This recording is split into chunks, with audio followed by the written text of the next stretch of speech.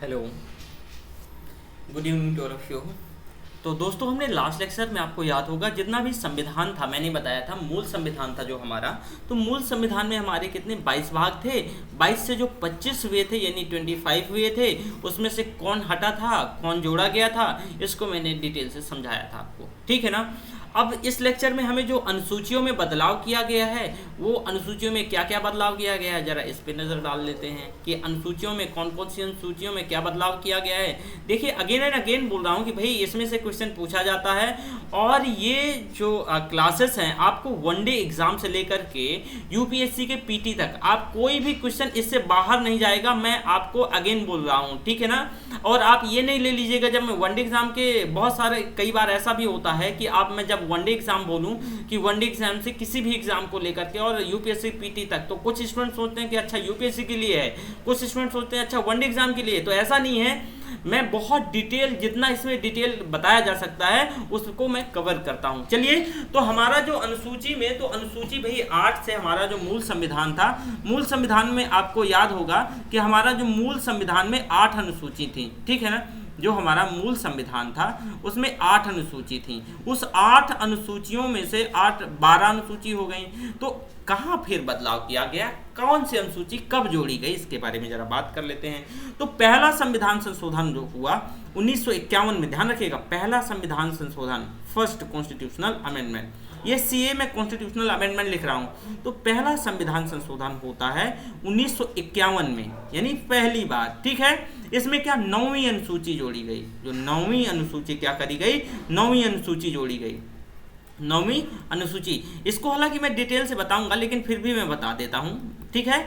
इसमें ऐसे विषय रखे गए जिनका न्यायिक पुनराविलोकन नहीं हो सकता है, जैसे कि भूमि सुधार, मतलब न्यायिक पुनराविलोकन, जैसे कि इसमें वैसे विषय रखे गए कि जिनका कोई भी जुडिशियल रिव्यू नहीं हो सकता। हालांकि मैं बताऊंगा, अब वैसा पॉसिबल नहीं है। उसके लिए एक ये है कि अगर किसी प्रकार से वो कलरेबल है, कोई लेजिस्लेशन कलरेबल है, तो उसका जुडिशियल रिव्यू हो सकता है, वो भले ही 9 शेड्यूल में क्या कर दी जाए, डाल दी जाए। लेकिन पहले 1973 से पहले ऐसा ही था। तो इसका एक बेंचमार्क टाइम रखा गया। तो जो पहली कॉन्स्टिट्यूशनल अमेंडमेंट के साथ फर्स्ट शेड्यूल, जो फर्स्ट कॉन्स्टिट्यूशनल अमेंड 1951 में 9th शेड्यूल, 9वीं शेड्यूल जोड़ी गई। इसमें एक विषय रखा गया कि जिनका क्यों है जुडिशियल रिव्यू नहीं हो सकता, जिनका न्यायिक पुनराविलोकन नहीं हो सकता, वैसे विषय इसमें से शामिल किए जाते, जैसे 9वीं अनुसूची में। ठीक है। जैसे कि भूमि सुधार, तो जिनका न्यायिक पुनराविलोकन ना हो। ठीक है। क्या हो, न्यायिक पुनराविलोकन ना हो सके, वैसे विषय डाले जाएंगे। न्यायिक पुनराविलोकन ना हो सके वैसे विषय डाले जाएंगे, पुनराविलोकन ना हो वैसे विषय इसमें डाले जाएंगे 9th शेड्यूल में। ठीक है। ध्यान रखिएगा। जैसे कि फॉर एग्जाम्पल, ठीक है, भूमि सुधार आपको याद होगा, भूमि सुधार, लैंड रिफॉर्म, है ना। जब हम हिस्ट्री ऑप्शनल पढ़ेंगे तो इसको डिटेल से बताऊंगा। ठीक है। भूमि सुधार। अब आप देखेंगे कि 52वां संविधान संशोधन यानी 52, यानी कॉन्स्टिट्यूशनल अमेंडमेंट होता है। ये 52वां संविधान संशोधन कब होता है, 1985 में होता है। 1985 में, 985 में इसमें 10वीं अनुसूची जोड़ी जाती है। ध्यान रखिएगा, 10वीं अनुसूची क्या करी जाती है, जोड़ी जाती है। इसमें से दल बदल विरोधी अधिनियम रखे गए। इसमें से दल बदल विरोधी अधिनियम, आपको याद होगा आयाराम गयाराम की स्टोरी, जब अगर आप एनसीईआरटी पढ़े होंगे। ठीक है। तो इसके लिए 1985 में, और ध्यान रखिए, आप चेक कर लीजिएगा, पिछले वर्ष क्वेश्चन ये आया था कि जब दल बदल विरोधी अधिनियम आया, उस समय प्राइम मिनिस्टर कौन थे। ठीक है। यानी जो 1985 में जो 10वीं शेड्यूल जोड़ी गई, दल बदल विरोधी कानून आया 52वें संविधान संशोधन के अंतर्गत, तो उस समय प्राइम मिनिस्टर कौन थे, आप चेक कर लीजिएगा। पिछले वर्ष क्वेश्चन यूपीएससी ने पीटी में पूछा था, उस समय राजीव गांधी। ठीक है ना। दल बदल विरोधी अधिनियम, दल बदल विरोधी अधिनियम, है ना। ओके। इसके बाद आप देखेंगे कि 73वां संविधान संशोधन होता है, 73, ठीक है ना। तो 73rd कॉन्स्टिट्यूशनल अमेंडमेंट होता है। ये जो 73rd कॉन्स्टिट्यूशनल अमेंडमेंट 1992 इसमें से 11वीं अनुसूची जोड़ी गई। ध्यान रखिएगा, इसमें से क्या है, 11वीं अनुसूची जोड़ी गई, 11वीं अनुसूची जोड़ी गई। ओके, इसमें से क्या है, 11वीं अनुसूची जोड़ी गई। पंचायत को सौंपे गए 29 विषय, जो पंचायतों को सौंपे गए क्या है, इसमें 29 विषय थे। तो पंचायत को सौंपे गए 29 विषय, 29 सब्जेक्ट।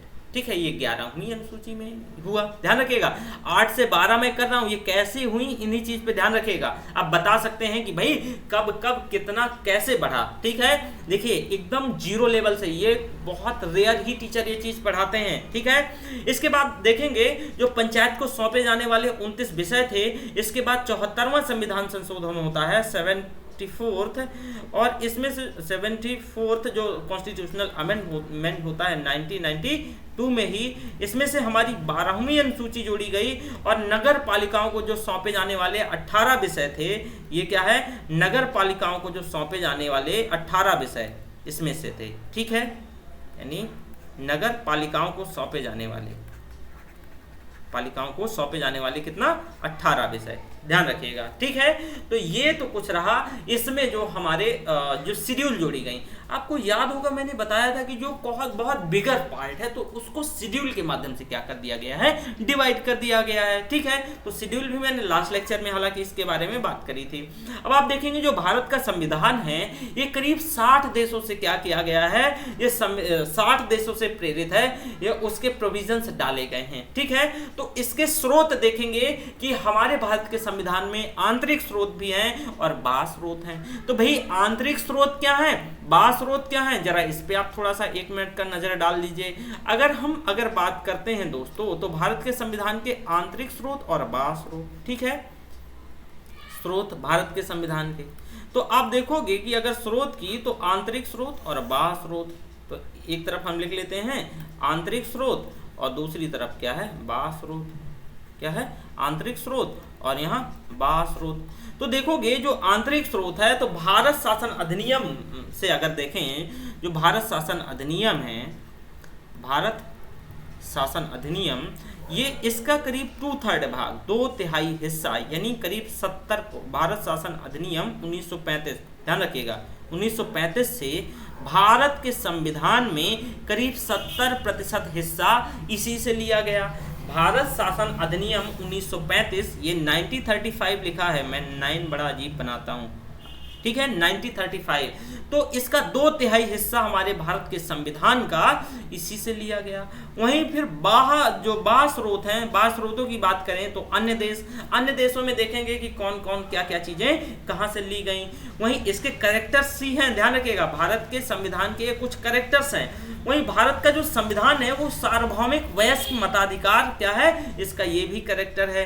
तो यानी यूनिवर्सल अडल्ट फ्रेंचाइजी का मतलब क्या है कि आप देखेंगे कि यहाँ किसी भी प्रकार से जो वोट देने का राइट है, किसी के भी साथ किसी भी ग्राउंड को लेकर के डिस्क्रिमिनेशन नहीं होगा, बशर्ते वो उस एज को, उसकी एलिजिबिलिटी को पूरा करता हो। एलिजिबिलिटी क्या है, एज, जैसे कि आप 18 साल के हैं तो आपको वोट करने का अधिकार है। तो आप किसी भी माध्यम से आपको लिंग के आधार पे, जाति के आधार पे, निवास के आधार पे, कोई भी ग्राउंड पे आपके साथ कोई डिस्क्रिमिनेशन अर्थात भेदभाव नहीं किया जाएगा। तो हमारे भारत के संविधान में एक ये भी है कि सार्वभौमिक वयस्क मताधिकार यानी यूनिवर्सल अडल्ट फ्रेंचाइजी की बात करता है।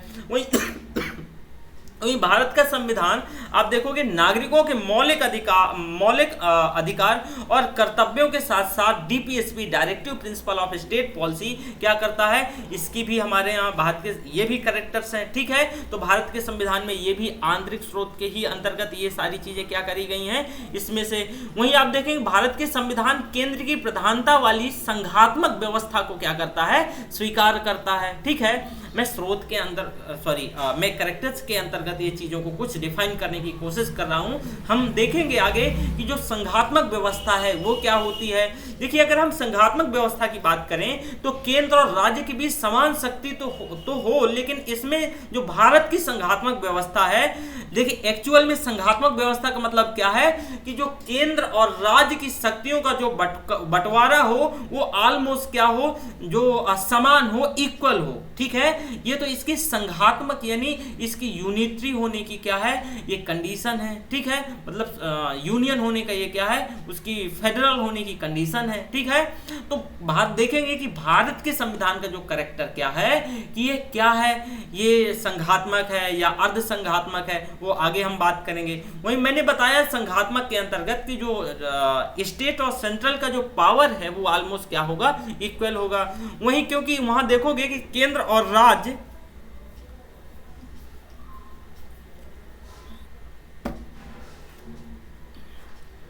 संघात्मक व्यवस्था के अंतर्गत जो केंद्र होता है वो भी अपना नियम बनाता है, राज्य होता है वो भी अपना नियम बनाता है। एक दूसरे के मामले में क्या है, किसी प्रकार का इंटरवेंशन अर्थात हस्तक्षेप नहीं किया जाता है। तो ये तो कैरेक्टर है, यही वास्तविक संघात्मक व्यवस्था है। लेकिन भारत में ऐसी चीज नहीं देखने को मिलेगी। हम अर्ध संघात्मक हैं। हम देखेंगे हम अर्ध संघात्मक क्यों हैं, उसके क्या कैरेक्टर हैं, उसकी क्या ग्राउंड्स हैं। लेकिन अगर हम संघात्मकता की बात करें तो मैंने बताया कि वहां राज्य और केंद्र के क्या है, जो शक्ति होगी, जो पावर होगा, जो पावर ऑफ डिस्ट्रीब्यूशन होगा वो ऑलमोस्ट इक्वल होगा। दोनों एक दूसरे के मामले में किसी प्रकार से इंटरवीन नहीं करेंगे। अपने शासन प्रशासन को गवर्न करने के लिए, शासित करने के लिए क्या करेंगे, अपने अपने नियम बनाएंगे। यही ओरिजिनल संघात्मक व्यवस्था है। वहीं अगर भारत का संविधान संसद की सर्वोच्चता को क्या करता है, स्वीकार करता है। जो भारत का संविधान है वो संसद की सर्वोच्चता को क्या करता है, स्वीकार करता है। लेकिन वही न्यायपालिका के बीच आप देखेंगे मध्य मार्ग भी निकालता है। संसद की सर्वोच्चता और न्यायपालिका के बीच का एक मध्य मार्ग निकालता है। ऐसा नहीं है, हमारे यहाँ जो सुप्रीम है वो संसद ही है। ठीक है, सुप्रीम अथॉरिटी। ठीक है, लेकिन फिर भी इसके अगर हम बात करते हैं तो मध्य मार्ग मतलब सर्वोच्चता के बीच एक मध्य मार्ग निकाला जाता है। वहीं जिसमें संविधान को सर्वोच्चता के सिद्धांत को अपनाया गया है, लेकिन न्यायालय ऐसा नहीं है। जो न्यायालय आप देखते हैं कई बार इसमें बहुत ज्यादा कंट्रोवर्सी भी हो जाती है इन चीज को लेके, तो हम डिटेल से इन बारे में आगे पढ़ेंगे। तो कुछ ये कैरेक्टर्स रहे हैं कि भाई जो यूनिवर्सल अडल्ट फ्रेंचाइजी है, हालांकि पहले 21 साल था, फिर बदलाव करके 18 साल करा गया है ना।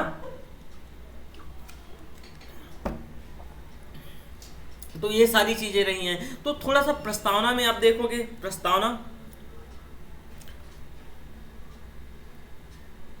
आपको याद होगा कि लास्ट लेक्चर में हमने जो भी है तो भागों के बारे में बताया था कि भाग में कैसे कैसे क्या जोड़ा गया है ना। तो इसके जितने भी कैरेक्टर हैं वो मैंने आपको बताया। ठीक है, जितना भी आंतरिक भाग के अंतर्गत, बाह्य स्रोतों के अंतर्गत भी हम बात करेंगे कौन कौन सा पार्ट कहाँ से क्या क्या लिया गया है। ठीक है, तो चलिए हम आगे बढ़ते हैं प्रस्तावना की ओर थोड़ा सा, है ना। आप एक काम कर सकते हैं, इसे रोक के वीडियो लिख सकते हैं या फिर आप नोट्स बता दीजिएगा तो नोट्स मैं आपको क्या करवा दूंगा, नोट्स भी करवा दूंगा। ठीक है, तो प्रस्तावना अगर हमें इसे 20 शब्दों में लिखना हो प्रस्तावना को तो कैसे लिखेंगे। जो प्रस्तावना है वो संविधान के लिए एक आमुख की भांति है, एक भूमिका की भांति है। ठीक है, एक आमुख की भांति का मतलब क्या है कि जिसमें से संविधान के उद्देश्यों, आदर्शों, शासन के स्वरूप और संविधान के लागू होने की तिथि का उल्लेख किया गया है। So this is a preamble. मतलब ये क्या है, संविधान के लिए एक भूमिका है। संविधान के लिए क्या है, एक भूमिका है। संविधान के लिए एक आमुख की भांति है, एक आमुख की भांति। मतलब आप देखेंगे कि ये संविधान पूरे कॉन्स्टिट्यूशनल के लिए एक आमुख है। ठीक है, भूमिका इसमें क्या क्या चीज़ें ये रोल अदा करता है। जैसे कि अगर किसी प्रकार से आप देखोगे तो किसी प्रकार से कोई संविधान में अगर कभी कॉन्स्टिट्यूशनल अमेंडमेंट या ज्यूडिशरी को जरूरत पड़ती है तो वो प्रॉपर चीज़ें संविधान की प्रस्तावना से क्या करती है, वो जो ओरिजिनल हमारी जो कॉन्स्टिट्यूशन है उसमें अगर किसी प्रकार से कि क्या ये बेसिक स्ट्रक्चर है या नहीं, तो उसका सहारा प्रस्तावना, इसको मतलब एक्सप्लेन करने के लिए प्रस्तावना का सहारा लिया जाता है। तो जिसमें संविधान के उद्देश्य, आदर्श और शासन, मतलब इसमें से उद्देश्य, संविधान के, ध्यान रखिएगा, उद्देश्य, ठीक है, आदर्श, शासन के स्वरूप, शासन के स्वरूप, संविधान के लागू होने की तिथि, ये सारा चीज वर्णित है, इसी में वर्णित है ना, संविधान के लागू होने की तिथि, संविधान के लागू होने की तिथि, ठीक है। वहीं भारतीय संविधान की जो प्रस्तावना की अगर हम बात करते हैं तो 13 दिसंबर 1946 को भारतीय संविधान की जो प्रस्तावना है वो 13 दिसंबर 1946 को संविधान में रखे गए एक जो ऑब्जेक्टिव रेजोल्यूशन है उद्देश्य प्रस्ताव से निकला, ठीक है। ये किससे? ऑब्जेक्टिव रेजोल्यूशन 13 दिसंबर 1946 को एक उद्देश्य प्रस्ताव से, किसके उद्देश्य प्रस्ताव से ये निकला उद्देश्य प्रस्ताव से। और यही प्रस्तावना को क्या किया गया, 22 जनवरी, ध्यान से सुनिएगा, 22 जनवरी 1947 को स्वीकार किया गया, 1947 को स्वीकार कर लिया गया, ठीक है। प्रस्तावना को, जो प्रस्तावना की संकल्पना है, जो इसका एक तरीके से बेसिक्स, जो इसका संकल्पना कॉन्सेप्ट है वो अमेरिका के संविधान से लिया गया, और भारत की जो संविधान की जो भाषा है वो ऑस्ट्रेलिया से ली गई, ध्यान रखिएगा, भाषा ऑस्ट्रेलिया से ली गई, बल्कि जो इसकी संकल्पना है कि हम अपने प्रस्तावना प्रियम्बल रखेंगे वो कहाँ से, अमेरिका के संविधान से लिया गया, ठीक है। तो ये सारी चीज़ें इसमें इस पार्ट में हमने देखा कि जो प्रस्तावना है, प्रस्तावना का क्या काम है, प्रस्तावना संविधान के लिए एक आमुख की भांति है, भूमिका की भांति है। ये क्या करता है, इसमें जो संविधान के उद्देश्य हैं, जो पर्पज है, साथ में जो उसके आदर्श हैं, इस आदर्श के साथ देखिए गोल्स होते हैं।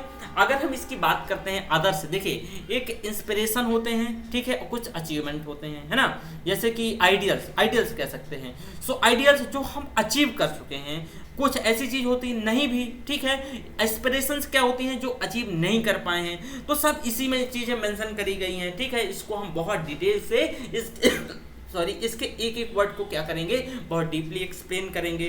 तो आप देखोगे कि संविधान के उद्देश्य जो हैं, उद्देश्यों, यानी शासन के आदर्शों,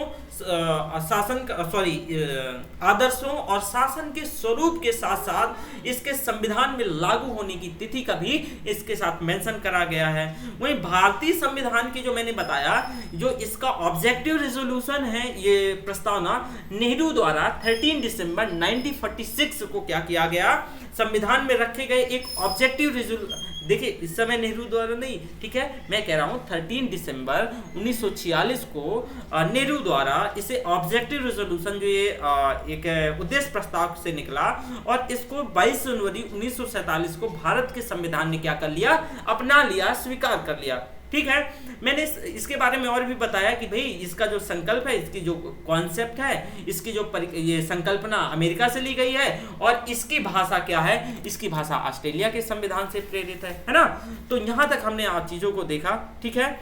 अब थोड़ा सा, या इतना ही रहने दे, मुझे लगता है थोड़ा सा और कर दे, है ना, चलिए और पढ़ाई देते हैं। तो देखिए इसके अंतर्गत आप अगर देखोगे तो सबसे पहली जो प्रस्तावना की कुछ मूल बातें देख लो। जो प्रस्तावना है इसकी मूल बातें, ये क्या है प्रस्तावना की मूल बातें,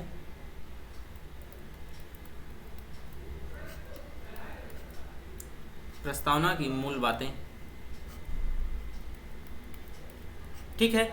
मूल बातें जैसे कि इसमें से आप देखोगे सत्ता का स्वरूप कैसा होगा, सत्ता का स्रोत और सत्ता का उद्देश्य, इसी में सारी चीजों का मेंशन किया गया है। मतलब क्या, सत्ता का स्रोत, सत्ता का स्रोत, ठीक है, सत्ता का स्वरूप, सत्ता का स्वरूप और सत्ता का उद्देश्य, सत्ता का उद्देश्य। देखिए जो सत्ता का स्रोत क्या है, भारत की जनता, सत्ता का स्रोत क्या है, जनता, मतलब जनता यानी लोक प्रभुता, लोक प्रभुता, लोक प्रभुता यानी लोक प्रभुता, हम भारत के लोग, हम भारत के लोग, हम भारत के लोग यही क्या करते हैं, इसको अधिनियमित अमार्पित इसको क्या करते हैं, अधिनियमित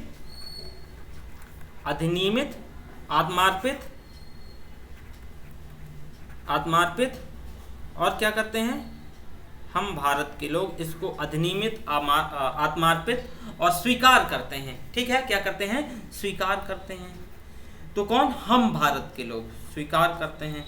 वही अब देखोगे जो प्रस्तावना की जो इसमें जो लोक प्रभुता है, तो प्रस्तावना की पहली ही आप पंक्ति में लोक प्रभुता यानी जो इसका सोर्स है वो जनता है। ठीक है, कौन, हम भारत के लोग स्टार्ट होती है ना, हम भारत के लोग, be the people of India, है ना। तो इसका प्राइमरली अगर हम बात करें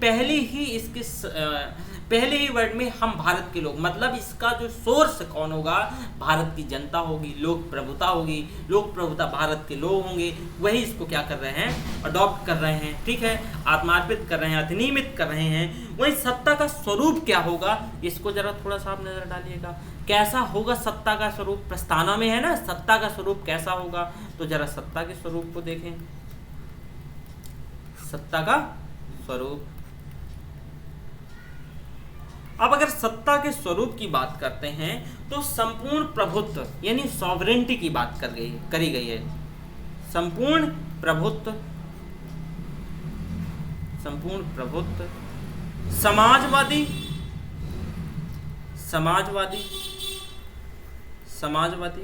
पंथ निरपेक्ष, हमारी सत्ता कुछ है, सत्ता का स्वरूप ऐसा होगा, ध्यान रखिएगा, पंथ निरपेक्ष, उसके साथ साथ गणराज्य।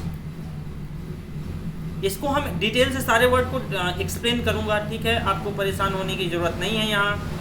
तो हमारे जो सत्ता का स्वरूप होगा, जो हमारी सत्ता होगी, वो ये सारे वैल्यूज में क्या होंगे, व्याप्त होंगे। हमारी सत्ता जो सॉवरेंटी, ठीक है, तो हमारी जो देश है, स्टेट है, स्टेट पॉलिटी में जो स्टेट को मतलब राज्य नहीं, जैसे कि इसको देश माना गया है। ठीक है, देश, तो इस क्या होगा, संपूर्ण प्रभुत्व यानी sovereignty, supreme authority in the all matter concerning in country, मतलब इसको डिटेल से मैं सारे वर्डों को एक्सप्लेन करूंगा। वहीं समाजवादी होगा, पंथ निरपेक्ष होगा और गणराज्य होगा। ये तो क्या हुआ, सत्ता का क्या हुआ, स्वरूप। वहीं सत्ता के स्वरूप के अंतर्गत एक एक वर्ड को जरा एक्सप्लेन करने दीजिएगा। देखिए, संपूर्ण प्रभुत्व संपन्न का मतलब क्या है, सॉवरेंटी का मतलब क्या है कि supreme authority in the all matter concerning in country, हम अपने सारे मैटर को हम सुप्रीम अथॉरिटी है देश को कि हम अपने बाह्य या आंतरिक मामलों का स्वयं क्या कर सके, उनका निर्णय ले सके, उनका निर्वहन कर सके। ठीक है, मतलब कि ऐसे देश में जो अपने आंतरिक और बाह्य मामलों को क्या कर सके, स्वयं से निर्णय ले सके, उसको सॉवरेंटी कहते हैं। जैसे कि ध्यान रखिएगा, कभी आपने ऐसे नहीं सुना होगा कि like that Tamil Nadu foreign policy, है ना, उत्तर प्रदेश फॉरेन पॉलिसी। क्यों, क्योंकि सॉवरेंटी किसे है, भारत देश को है। ठीक है, सेंट्रल गवर्नमेंट को है। ठीक है, सॉवरेंट कौन है, देश है। ठीक है, ना कि state. State just unit, state just unit, ये यूनिट है। हम भले ही स्टेट लिखते हैं, दिस इज अ प्रोविंस। ठीक है, तो आपने कभी नहीं सुना होगा कि किसे क्या है, उत्तर प्रदेश को सॉवरेंटी है। ठीक है, ये क्या है, भारत देश को सॉवरेंटी है। ठीक है, सुप्रीम अथॉरिटी किसकी, भारत की। वहीं आप देखोगे कि समाजवादी को अगर हम बात करते हैं तो देखिए, समाजवादी कई समाजवाद के थोड़ा सा पी ले।